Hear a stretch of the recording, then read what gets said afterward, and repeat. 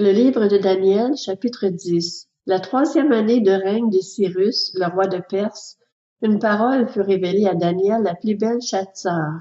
Cette parole est vraie et annonce un grand combat. Daniel fut attentif à cette parole et en eut la compréhension à travers ce qu'il voyait.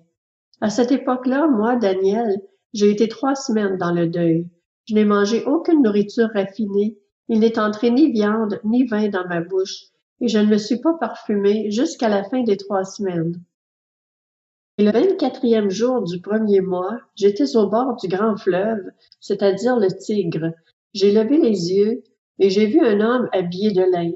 Il avait autour de la taille une ceinture en or d'Uphaz. Son corps était comme de chrysolite, son visage brillait comme l'éclair, ses yeux étaient pareils à des flammes de feu, ses bras et ses pieds ressemblaient à du bronze poli, et le son de sa voix était pareil au bruit d'une grande foule. Moi, Daniel, j'ai été le seul à voir cette apparition. Les hommes qui étaient avec moi ne l'ont pas vue, mais une grande frayeur s'est emparée d'eux et ils ont pris la fuite pour se cacher. Resté seul, j'ai vu cette grande apparition et me suis retrouvé sans force. Mes traits se sont décomposés et j'ai perdu toute force. J'ai entendu le son de ses paroles et en l'entendant, je suis tombé dans une profonde torpeur, le visage contre terre. Mais une main m'a touché et m'a mis tout tremblant sur mes genoux et les paumes de mes mains. Puis l'homme m'a dit, Daniel, homme considéré comme précieux, sois attentif aux paroles que je vais te dire et tiens-toi debout là où tu es. En effet, j'ai été maintenant envoyé vers toi. Lorsqu'il m'a dit cela, je me suis tenu debout, tout tremblant. Il m'a dit, Daniel, n'aie pas peur, car dès le premier jour où tu as eu à cœur de comprendre et de t'humilier devant ton Dieu, tes paroles ont été entendues, et c'est à cause d'elles que je suis venu. Le chef du royaume de Perse m'a résisté 21 jours, mais Michel, l'un des principaux chefs, est venu à mon aide et je suis resté là, près des rois de Perse.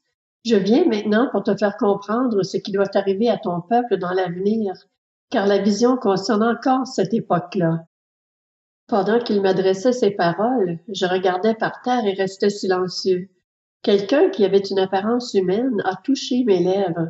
J'ai ouvert la bouche et me suis mis à parler. J'ai dit à celui qui se tenait en face de moi, Mon Seigneur, j'ai été bouleversé de douleur par cette apparition et j'ai perdu toute force. Comment pourrais-je, moi, ton serviteur, te parler à toi, mon Seigneur? Désormais, je n'ai plus de force et il ne me reste plus de souffle. Alors celui qui avait apparence humaine m'a de nouveau touché et m'a fortifié. Il m'a dit, N'aie pas peur, homme considéré comme précieux, que la paix soit avec toi. Fortifie-toi, fortifie-toi. Pendant qu'il me parlait, j'ai repris des forces. J'ai alors dit, Que mon Seigneur parle, car tu m'as fortifié. Il m'a dit, Sais-tu pourquoi je suis venu vers toi? Maintenant, je retourne combattre le chef de la Perse, et quand je partirai, le chef de la Grèce viendra. Cependant, je veux t'annoncer ce qui est écrit dans le livre de vérité. Personne ne me soutient contre ceux-là, excepté Michel, votre chef.